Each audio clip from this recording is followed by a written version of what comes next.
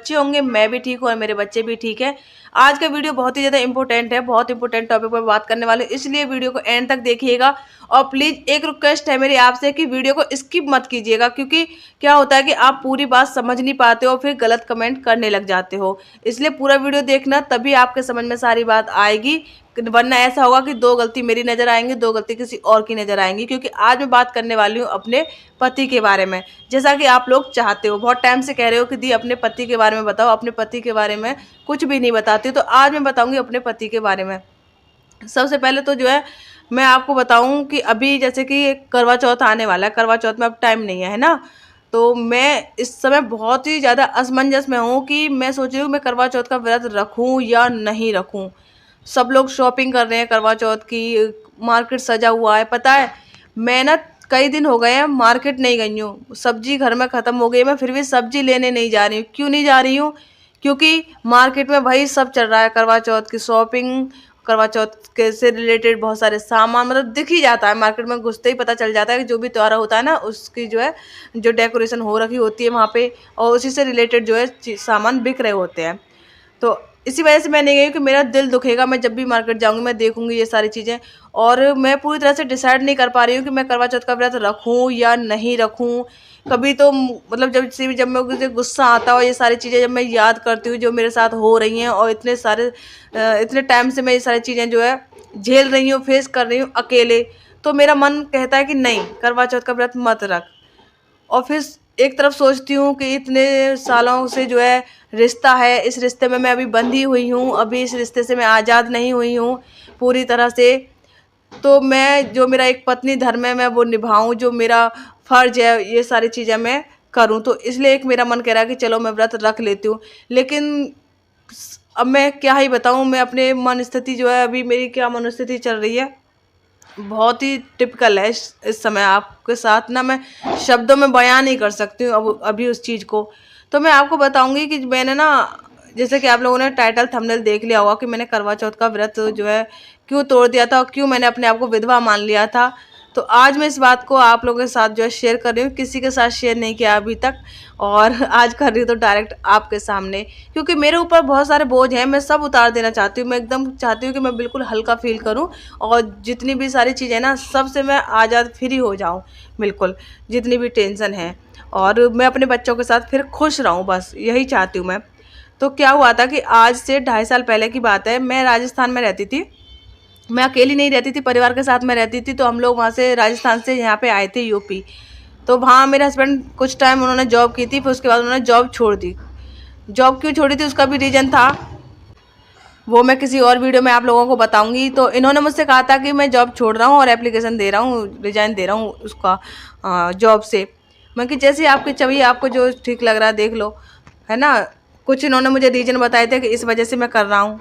तो मैं एक पत्नी होने के नाते मैंने कहा कि ठीक है, अगर आपको परेशानी कुछ है तो मैं तो आपके साथ हूँ, हर परिस्थिति में आपका साथ दूंगी। तो इन्होंने वो जॉब छोड़ दी, और इन्होंने जॉब छोड़ने से पहले मुझसे कहा था कि जब मैं यूपी जाऊंगा तो यूपी जाके मैं तुरंत कोई ना कोई जॉब लगा लूँगा।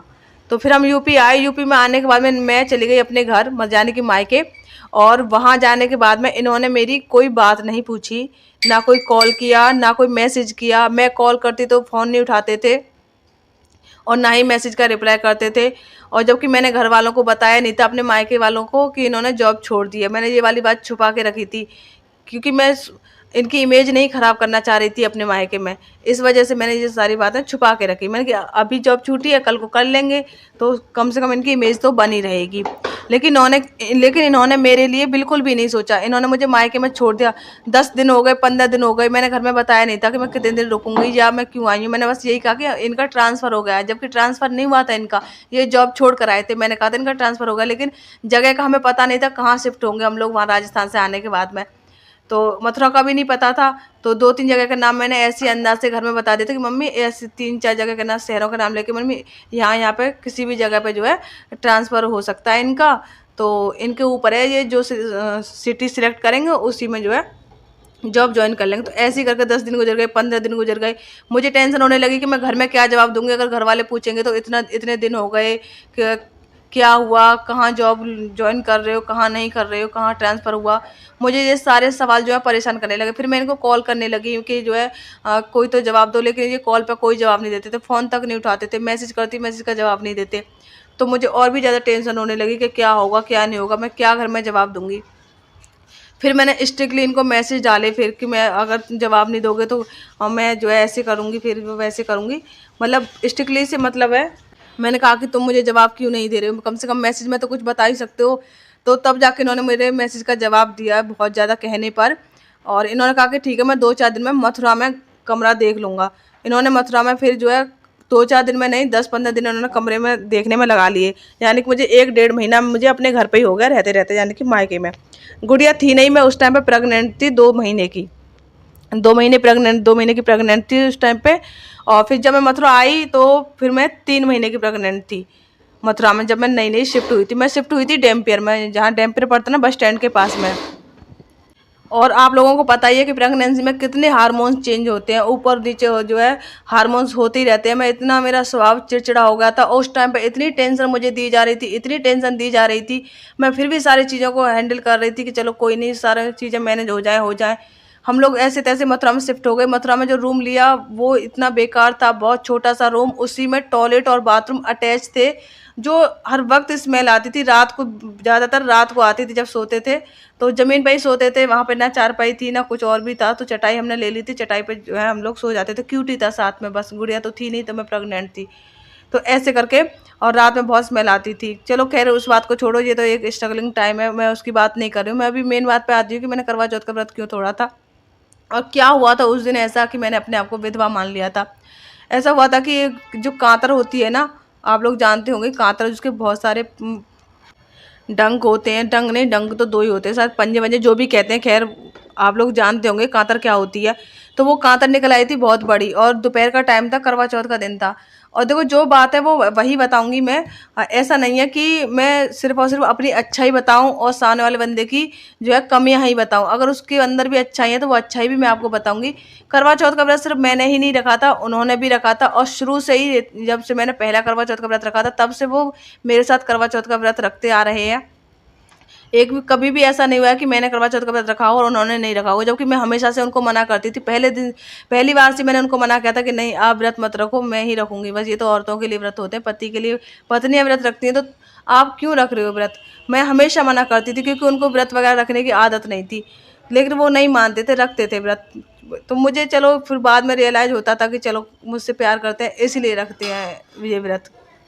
तो उस दिन मैंने भी व्रत रखा था, इन्होंने भी व्रत रखा था, और मेरी प्रेगनेंसी थी। और उस दिन मैंने बनाई थी मसूर की दाल। मुझे अभी तक याद है, वैसे याद भी नहीं रहता है कि हमने कौन से दिन क्या बनाया होता है, लेकिन किसी दिन कुछ स्पेशल कुछ अलग हुआ होता है ना, उस दिन की हमें एक एक बात याद होती है। तो इस दिन मैंने मसूर की दाल बनाई थी क्यूटी के लिए, क्योंकि हम दोनों लोग तो खाना खा ही नहीं रहे थे, व्रत था।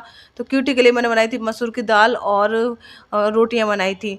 तो मैंने उसको दाल में भिगो के, रोटी उसको खाना पसंद था, तो मैं ऐसे करके उसको मैंने दाल में भिगो के रोटी दे दी थी। और जब दोपहर में जब वो कांतर निकली तो मैंने इनको बोला कि इस कांतर को बाहर निकाल दो, क्योंकि हम लोग ज़मीन पर सोते हैं, छोटा बच्चा है साथ में, कहीं ऐसा ना हो कि, और छोटा सा रूम है, देखो इधर उधर छुप जाएगी तो ये हम ही को काट लेगी।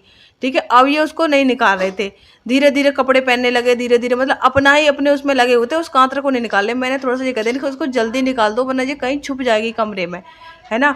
इसी बात पर ये बहुत ज़्यादा चिड़चिड़ाने लगे।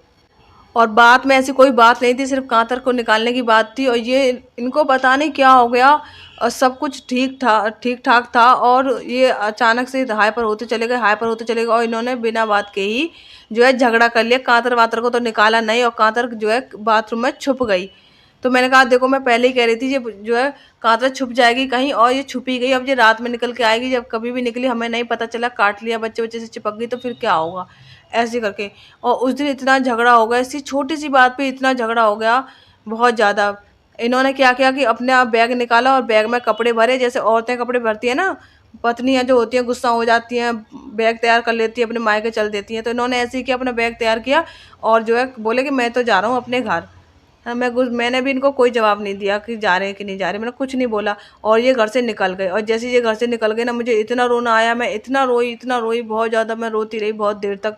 इतना मुझे फील होने लगा कि देखो मुझे ऐसी हालत में, अजनबी शहर में, नया शहर था, मुझे आए यहाँ पे ज़्यादा दिन भी नहीं हुए थे, 10-12 दिन मुझे मथुरा में हुए थे आए, किसी को नहीं जानती थी, और ये बंदा मुझे यहाँ पे लाके अकेला छोड़ कर जा रहा है एक बच्चे के साथ में, यहाँ पे कोई चीज़ मैं नहीं जानती हूँ। तो मुझे बहुत ज़्यादा ये सारी चीज़ें फील होने लगी। और फिर मैंने जो है ना आधा घंटे बाद इनको फ़ोन किया, जब मैं रोने धोने के बाद मुझे होश आया कि ये चले गए हैं घर से। मैंने इनको आधा घंटे बाद फिर फ़ोन लगाया, मैं कि कहाँ हो, तो बोले कि बस स्टैंड पर हूँ। मैं कि वापस आ जाओ। मैंने इनको माफ़ी मांगने लगी, मैंने कहा सॉरी जो भी है आ जाओ घर पे। तो ऐसे करके मैंने इनको घर पे बुला लिया था, लेकिन उससे पहले ही ना क्या हुआ था, बुलाने से पहले की जो बात है, मैंने मुझे इतना ज़्यादा ये सारी चीज़ें फ़ील होने लगी, पुरानी बातें भी कुछ याद आने लगी। देखो ऐसा नहीं है कि ये सिर्फ़ उसी दिन की बात है, उससे पहले भी कुछ ना कुछ ऐसे बहुत सारे अ, बातें हुई हैं, बहुत सारी ऐसी चीज़ें हुई हैं जो मेरे दिल में इतना सब कुछ पहले से भरा हुआ था। कहते हैं ना अचानक से कुछ भी नहीं होता है, बहुत सारी चीज़ें माइंड में होती हैं, और जब थोड़ी-सी भी कोई बात होती है तो वो सारी बातें इकट्ठा हो के आ जाती हैं सामने और एक रील की तरह चलने लग जाती हैं। तो ऐसे उस दिन हुआ था, मैं इतना झेल रही थी, जबकि इन्होंने जॉब के लिए इन्होंने मुझसे बोला था कि मैं जॉब कर लूँगा, कोई जॉब नहीं की थी। गुस्सा मेरे अंदर भरा हुआ था कि इन्होंने मुझे मेरे घर पे छोड़ दिया, कोई खबर नहीं ली मेरी। कई बार मेरे साथ ऐसा इन्होंने किया है कि ये मुझे मेरे घर पे छोड़ देते हैं और ना ही कॉल करते हैं, ना ही मैसेज करते हैं। बिल्कुल बेफ़िक्र होके अपने घर पे रहते हैं, अपनी मम्मी के पास में। कोई खबर नहीं लेते, कैसे है, क्या है, कोई मतलब ही नहीं होता है। तो ऐसे करके ये सारी चीज़ें मुझे बहुत रियलाइज़ होती हैं कि देखो बिल्कुल भी कहते हैं ना बेफ़िक्र इंसान होता है, गैर ज़िम्मेदार। आप टोटली मैं आपको एक बात बोलूँ, हाँ, एक शब्द में अगर कहूँ गैर ज़िम्मेदार, तो ये इसी तरह से मुझे लगता है कि इतना गैर ज़िम्मेदार इंसान है, और कब से मैं इसको झेल रही हूँ। तब जाके मैंने करवा चौथ का व्रत तोड़ा था। मैं कि ऐसे इंसान के लिए क्या व्रत रखना है जो मुझे अकेला छोड़ दे, जो मुझे परेशानियों में छोड़ जाए, जिसे मेरी फ़िक्र नहीं, जिसे मेरी परवाह नहीं। फिर मैं ऐसे इंसान के लिए क्या व्रत रखूँ? तब मैंने जो है सोच, और उससे पहले भी जब मैं मथुरा आई थी तो मुझे ना इतना ज़्यादा परेशान हो चुकी थी, इतना मुझे बहुत दिक्कत होती थी। अब मुझे दिक्कत किस बात से होती थी, चलो वो बात भी क्लियर कर देती हूँ कि इनको फ़ोन चलाने का बहुत शौक है। पूरे दिन फ़ोन चलाते, पूरे रात फ़ोन चलवा लो इनसे, और रात में मेरी आँख खुल रही है, कमरे की लाइट ऑफ, अंधेरे में फ़ोन चला रहे हैं, तो मुझे देख के बहुत बुरा लगता था। मैं कहती थी लाइट जला लो, फ़ोन चलाना है तो, और फिर तुम करते ही क्या हो 24 घंटे में, कोई काम तो है नहीं तुम्हारे पास, तो दिन में ही फ़ोन चला लिया करो जितना चलाना होता है, रात में क्यों चलाते हो? तो ये दिन में भी फ़ोन चलाते हैं, रात में भी फ़ोन चलाते हैं। आज भी इनकी यही आदत है। मेरा अगर घर गृहस्थी बर्बाद हो रही है, उजड़ रही है, तो इसमें एक मेन कारण ये फ़ोन भी है। इस फ़ोन ने जो है मेरी पूरी घर गृहस्थी बिगाड़ दी। फ़ोन का क्या कसूर, फ़ोन के चलाने वाले का कसूर, वो इतना फ़ोन क्यों चलाता भाई? और भी तो दुनिया में लोग हैं, उनके पास भी तो फ़ोन है, वो भी तो घर गृहस्थी संभाल रहे हैं अपनी। तो ऐसे करके मैंने उस दिन मेरा करवा चौथ का व्रत टूट गया था। हाँ, लेकिन ये आ गए थे वापस, तो फिर जो है पूजा वगैरह कर ली थी रात को, जैसे और बार पूजा करती थी मैं, वैसे ही मैंने पूजा कर ली थी। लेकिन कहते ना वो खुशी थी, ना एक्साइटमेंट, कुछ भी नहीं था। इतना शोक जैसा, कहते ना बहुत माहौल बहुत ख़राब हो गया था। लेकिन पूजा वगैरह करने के बाद में फिर जो है, कहते हैं समय के साथ में फिर चीज़ें थोड़ी-सी धुंधली हो जाती हैं, तो ऐसे करके मेरी भी नाराज़गी थोड़ी कम हो गई। फिर अगली बार अगले साल फिर करवा चौथ आया, तो फिर मैंने करवा चौथ का व्रत रख लिया हँसी-खुशी से। फिर उसके बाद फिर एक और अगला आया, मैंने वो भी करवा चौथ का व्रत रख लिया, जो पिछला भी गया तो मैंने वो भी रख लिया था। लेकिन इस बार मैं बहुत असमंजस में हूँ। मैं समझ में नहीं आ रही है कि मैं क्या करूँ? मैं व्रत रखूँ या नहीं रखूँ? मेरे जो है ना, मेरा दिमाग काम नहीं कर रहा है इस चीज़ को लेकर के। बस मैं मुझे ये समझ में नहीं आता कि मुझे किस चीज़ की सज़ा मिल रही है। मैंने इतना अच्छा किया सबके लिए, कभी किसी का ना बुरा चाहा ना कुछ, लेकिन पता नहीं मेरे साथ ही ऐसा क्यों हो रहा है।